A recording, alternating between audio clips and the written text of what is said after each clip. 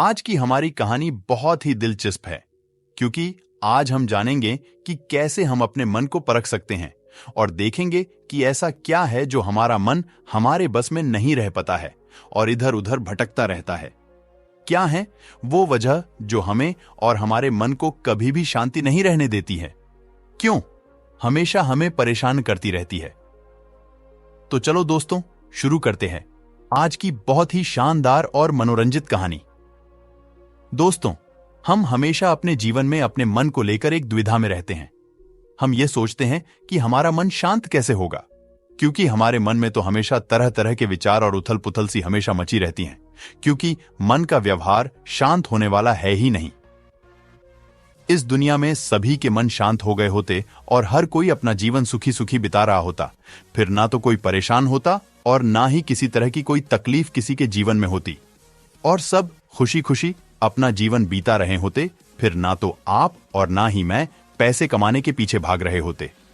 समस्या तो यह है कि हम ज्यादा से ज्यादा चीजें इकट्ठा करना चाहते हैं, क्योंकि हमें लगता है कि हमारे पास जितनी ज्यादा चीजें होंगी हम उतना ही सुखी रहेंगे। लेकिन वास्तविकता तो यही है कि बाहर की किसी भी चीज में कोई सुख नहीं है और ना ही उनमें कोई दुख है, और यही कारण है कि जब हम किसी चीज के पीछे भाग रहे होते हैं, जब हम कोई चीज पाना चाहते हैं, तो उसे पाकर हमें पल भर के लिए खुशी तो मिलती है, परंतु बाद में हम उस खुशी का एहसास नहीं कर पाते। वह खुशी दुख में परिवर्तित हो जाती है और हमें अंदर से इतना तो डीडीएच देती कि उससे उभरने के चक्कर में हम इसी प्रकार से हम एक चीज से दूसरी चीज, दूसरी से तीसरी चीज के पीछे लगातार भागते रहते हैं, क्योंकि हमें ऐसा लगता है कि यदि हम वह चीज पालेंगे तो हम सुखी हो जाएंगे, हमारा जीवन सुख से भर जाएगा और फिर कोई इच्छा नहीं बचेगी। लेकिन वास्तविकता में वही सुख हमारे दुख का कारण बन जाता है, जिस कारण हमारा मन बेचैन रहने लगता है। हम उस चीज को पाने के लिए तरह तरह के उपाय करते हैं, जिस कारण हमारा मन और भी बेचैन होने लगता है, और यह बेचैनी धीरे धीरे चिंता का रूप ले लेती है और हमारा मन पूरी तरह से अशांत हो जाता है। हमें कुछ भी अच्छा नहीं लगता। हमें लगता है कि जो कुछ हमने मांगा था उसका उल्टा हो रहा है, सब कुछ हमारे विपरीत जा रहा है। वो हो रहा है जो शायद हमारे साथ कभी भी घटित नहीं होना चाहिए, या यह हमारे जीवन में नहीं होना चाहिए। हम अपने मन को शांत करने के लिए ध्यान करना शुरू करते हैं, क्योंकि एक ध्यान ही वह मार्ग है, वह उपाय है, या कहें तो वह साधना है जो हमें तेजस्व एवं ज्ञान की ओर ले जाता है। वह हमें यह बताता है कि बाहर किसी भी चीज में कोई सुख नहीं है और ना ही दुख है। दुख और सुख तो हमारे मन का भ्रम और वो गलत उपज है जो हम ही बोते हैं और हम ही काटते हैं। ये हमारे मन की एक उपज है जिसके लालच में हमारा मन हमें यहां वहां भगाता रहता है। जैसे कि महीनों से भूखे एक भिखारी को अगर एक सूखी रोटी भी मिल जाए तो वह उसके लिए एक सुख है, वह उसके लिए अमृत है। और ठीक उसी के विपरीत यदि किसी धनवान के घर पर हजारों प्रकार के भोग भी बन जा, तब भी वह उसे खाकर दुखी ही रहेगा। वह कभी भी सुख महसूस नहीं करेगा, वह पेट ढाको खुद बड्ढा बनता रहेगा। चलिए तो फिर आगे चलते हैं, जोड़ ढाते हैं एक एक कड्डी को कड्डी से। आज अपनी बातों को सरलता से समझने के लिए आपको एक कहानी के माध्यम से एक सफर पर ले जाते हैं, जहां हम हमारे मन की मनोदशा और स्थिति के बारे में समझेंगे कि क्या है और हम इसे कैसे इसको नियंत्रित कर सकते हैं, कैसे हम इसको अपने हिसाब से जंजीरों में बांधकर इससे वो करवा सकते हैं जो हमारी आत्मा को पवित्रता की ओर ले जाए, और कैसे हम अपने जीवन को और भी बेहतरीन तरीके से जी सकते हैं। चलिए बिना किसी देरी के कहानी शुरू करते हैं। एक समय की बात है, एक गांव में एक युवक रहता था जिसका मन बहुत ही अशांत रहता था। वह हमेशा तनाव में रहता। वह अपने मन को शांत करना चाहता था, लेकिन उसे कोई भी उपाय नजर नहीं आ रहे थे। उसके जीवन में कई प्रकार के दुख थे, जिनके कारण वह हमेशा तकलीफ में रहता, तनाव में रहता। एक दिन उसे पता चला कि उसके गांव में एक बौद्ध भिक्षु आए हुए हैं जो सभी को दुख और सुख पर उपदेश दे रहे हैं। वह युवक तुरंत ही घर से निकला और उनके आश्रम जा पहुंचा। वहां पर पहुंचने के बाद उस युवक ने देखा कि वह बौद्ध भिक्षु सभी गांव वालों को उपदेश दे रहे थे। बौद्ध भिक्षु कह रहे थे कि सभी के जीवन में कोई ना कोई सुख और दुख तो आता ही रहता है, जिस कारण हमारा मन बहुत अशांत रहता है, और एक अशांत मन इस दुनिया का कोई भी सुख नहीं ले सकता। फिर चाहे उसे पूरी दुनिया की धन दौलत ही क्यों ना मिल जाए, वह उसे पाकर भी दुखी ही रहेगा। परंतु जिस व्यक्ति का मन शांत है उसके पास चाहे कुछ भी हो या ना हो, वह हर छोटे पल का आनंद ले सकता है। वह हर पल को खुशी खुशी जी सकता है, इस दुनिया का और इस जीवन का परम सुख भी प्राप्त कर सकता है। इतना कहकर उन बौद्ध भिक्षु ने अपना प्रवचन समाप्त कर दिया और वापस आश्रम की ओर लौट गए। युवक भी उनके पीछे पीछे आश्रम पहुंच गया और इस युवक ने उन बौद्ध भिक्षु से कहा, हे गुरुवर, अभी कुछ देर पहले आप उपदेश दे रहे थे कि एक शांत मन हर पल का आनंद ले पाता है, हर पल को सुखी सुखी जी पाता है, लेकिन इस दुनिया में सभी के पास मन है और सभी के मन अशांत है। तो ऐसे में भला अपने जीवन को कोई सुखी सुखी कैसे जी सकता? इस दुनिया में शांत मन किसी के पास नहीं। मेरे पास भी एक ही मन है और वह भी शांत नहीं है। गुरुवर, क्या आप बता सकते हैं कि मैं अपने इस मन को कैसे शांत करूं? तभी बौद्ध भिक्षु ने उस युवक को ध्यान के बारे में समझाया, ध्यान के फायदे बताए और उसे कहा, बेटा, ध्यान करने से हमारा मन शांत हो जाता है। हम विचारों के दलदल से बाहर आने लगते हैं और इस कारण हमारे जीवन में सुख उत्पन्न होने लगता है। यदि तुम भी अपने जीवन में सुखी होना चाहते हो, अपने मन के इन विचारों के दलदल से बाहर निकलना चाहते हो, तो तुम्हें ध्यान करना चाहिए। तुम्हें ध्यान का अभ्यास करना चाहिए, क्योंकि यही वह मार्ग है जो तुम्हारे मन को शांत कर सकता है और तुम्हें सही राह पर ला सकता है। उस युवक ने उन बौद्ध भिक्षु की बात मान ली। उस युवक ने उन बौद्ध भिक्षु को प्रणाम किया और वापस घर चला गया। घर पहुंचने के बाद उसने ध्यान करना शुरू किया। वह रात भर ध्यान करता रहा, लेकिन उससे उसे कोई लाभ नहीं हुआ। इस कारण वह अगली सुबह फिर से उन बौद्ध भिक्षु के पास पहुंचा और उन बौद्ध भिक्षु से कहता है, गुरुवर, आपके कहे अनुसार मैंने रात भर ध्यान किया है, लेकिन उससे मुझे कोई लाभ नहीं हुआ। मेरा मन तो अभी भी अशांत है। आप तो कह रहे थे कि ध्यान करने से हमारा मन शांत हो जाता है। तभी वह बौद्ध भिक्षु उस युवा से कहते हैं, ध्यान कोई एक बार करने की चीज नहीं है, यह तो अभ्यास है और धीरे धीरे समय के साथ मन शांत होता जाएगा। इस पर वह युवक कहता है, हे गुरुवर, मेरे पास इतना समय नहीं है। मुझे कोई ऐसा मार्ग बताइए जिससे जल्दी जल्दी मेरा मन शांत हो जाए और मैं खुशी खुशी अपना जीवन जीने लग जाऊं। ऐसे तो मेरा बहुत समय बर्बाद हो जाएगा। मुझे कुछ ऐसा बताइए गुरुदेव, जिससे मेरा मन आज के आज और अभी शांत हो जाए, जिससे मैं सुख की अनुभूति कर पाऊं, मुझे सुकून मिले उस युवक की। यह बात सुनकर बौद्ध भिक्षु मुस्कुराने लगे।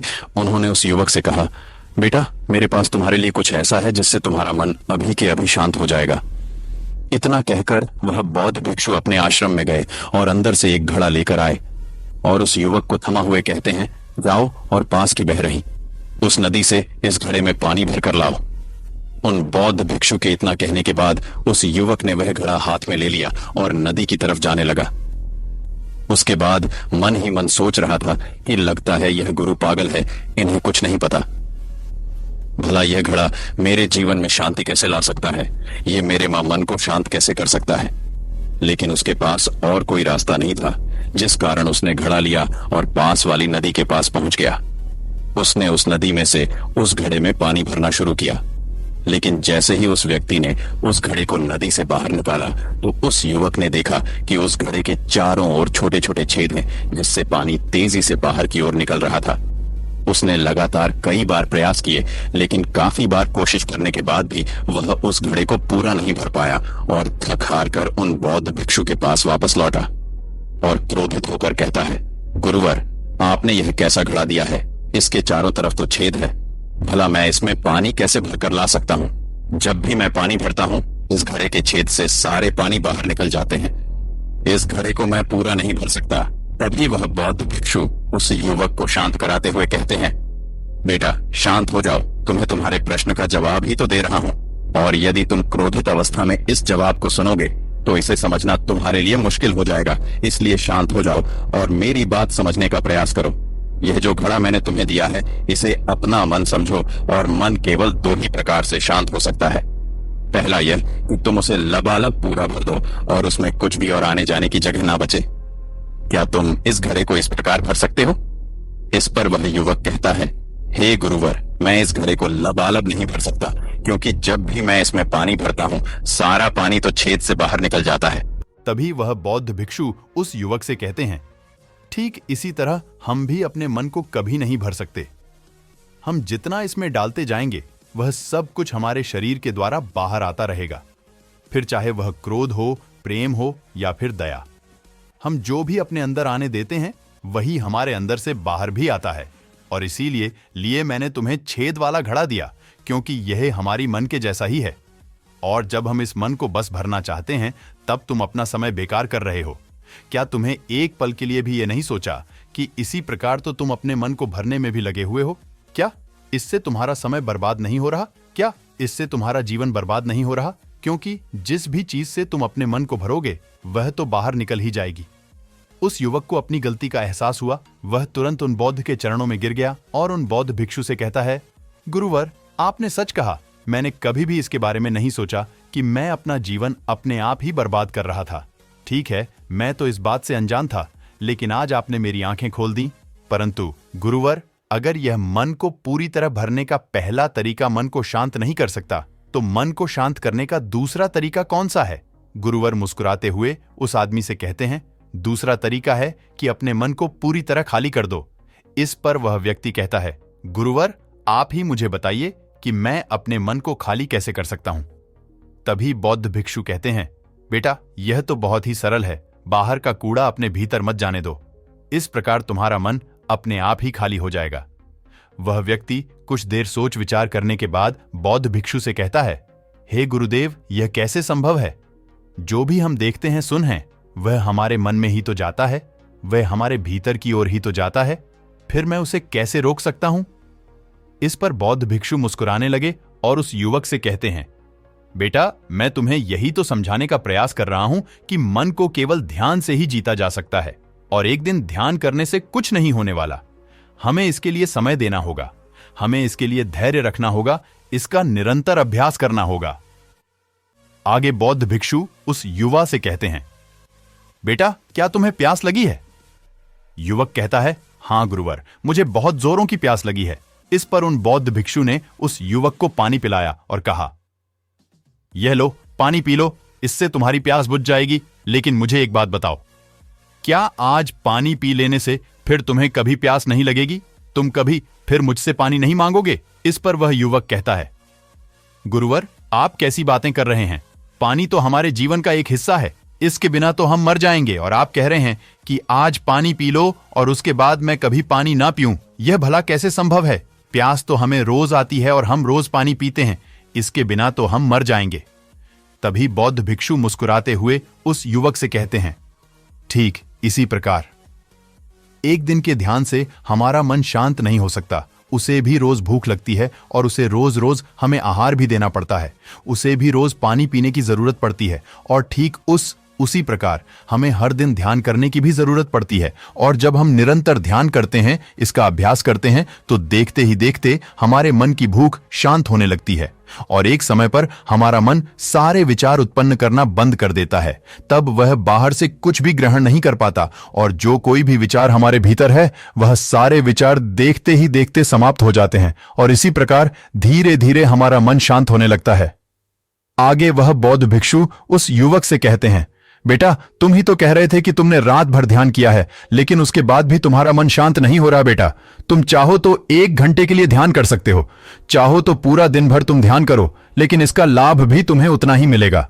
अर्थात मान लो तुम 1 दिन के लिए ध्यान करते हो तो इससे तुम्हारे मन को भी शांति केवल कुछ समय के लिए ही मिलेगी। यह हो सकता है कि वह 1 घंटे के लिए शांत रहे या फिर केवल कुछ क्षणों के लिए, लेकिन वह शांत अवश्य होगा। लेकिन जैसे ही उसे फिर से भूख लगेगी, वह फिर से अशांत हो जाएगा और फिर से यहां वहां भागने लगेगा और वह अपने विचारों की तलाश में आगे बढ़ेगा, क्योंकि उसे भी तो भूख लगी है, उसे भी तो खाना चाहिए, उसे भी तो पानी चाहिए। जैसे कि जब तुम्हें भूख लगती है तुम अशांत हो जाते हो, क्योंकि तुम्हें भोजन चाहिए, पानी चाहिए, ताकि तुम अपने पेट की भूख को मिटा सके और तुम्हें शांति मिले। इस पर वह युवक कहता है, आप सत्य कहते, मैं ही गलत था, मेरी ही गलती है। मैं अपने मन को अवश्य शांत करके रहूंगा, फिर चाहे इसके लिए मुझे कितना भी समय क्यों ना लग जाए। मैं भी उस सुख को प्राप्त करके ही रहूंगा। मैं इस खाली घड़े में पानी भरकर अपने जीवन को बर्बाद नहीं करना चाहता। मैं अपने मन को शांत करके ही रहूंगा। मैं अपने मन को पूरी तरह से खाली कर दूंगा। इतना कहकर उस युवक ने उन बौद्ध भिक्षुओं को प्रणाम किया और वापस अपने घर की ओर लौट गया। दोस्तों, हम लोगों के जीवन में भी कई प्रकार की समस्याएं हैं और हम उन समस्याओं का समाधान करना चाहते हैं। और अंत में हमें जो मार्ग मिलता है वह ध्यान है। हम ध्यान तो करना चाहते हैं, लेकिन हम उसके परिणाम को तुरंत पाना चाहते हैं। जब हम शुरू में ध्यान करते हैं तो हमें उसका कुछ भी लाभ नहीं मिलता और हमें लगता है कि यह व्यर्थ है। इससे हमें कोई भी फायदा नहीं होने वाला, क्योंकि हमें तो सब कुछ जल्दी जल्दी चाहिए। लेकिन वास्तविकता तो यही है कि ध्यान सब्र और समय मांगता है और साथ ही उसे शांति भी चाहिए। परंतु हम इतने अशांत हैं कि हमारे भीतर यह तीनों चीजें नहीं हैं। इसीलिए अपने भीतर धैर्य पैदा करें। जब आपके भीतर धैर्य पैदा होगा तभी आप सब्र, समय और शांति के महत्व को समझ पाएंगे। और फिर आपका समय चाहे कैसा भी क्यों ना चल रहा हो, आप हर समय खुश रहना सीख जाएंगे। अगर आपका मन अशांत है तो यह किसी और के हाथों में नहीं है कि वह आपके मन को शांत कर सके। यह तो आपके हाथों में है कि आप अपने मन को किस प्रकार और कितनी देर तक के लिए शांत कर सकते हैं। ध्यान साधना एक ऐसी साधना है जिससे आप कुछ भी पा सकते हैं। अपने किसी भी दुख को स्वयं ही समाप्त कर सकते हैं। इस संसार में कुछ भी ऐसी नहीं है जिस पर आप काबू ना पा सके। बस आपको संयम बरतना होगा, एक तपस्या से स्वयं को तराशना होगा। दोस्तों, आपको यह कहानी कैसी लगी? हम उम्मीद करते हैं कि आपको इस कहानी से एक अच्छी सीख सीखने को मिली होगी। आपको अपने जीवन में सही रास्ता चुनने के लिए एक मार्गदर्शन जरूर मिला होगा। हमारी इस कहानी को सुनने के लिए धन्यवाद और भविष्य में ऐसी ही मोटिवेशनल कहानियां सुनने के लिए इसको लाइक करो और शेयर करें और हमारे चैनल को सब्सक्राइब करना न भूले और अपने दोस्तों के साथ भी शेयर करें। बहुत जल्दी मिलते हैं एक नई कहानी के साथ। धन्यवाद आपके प्यार और साथ के लिए।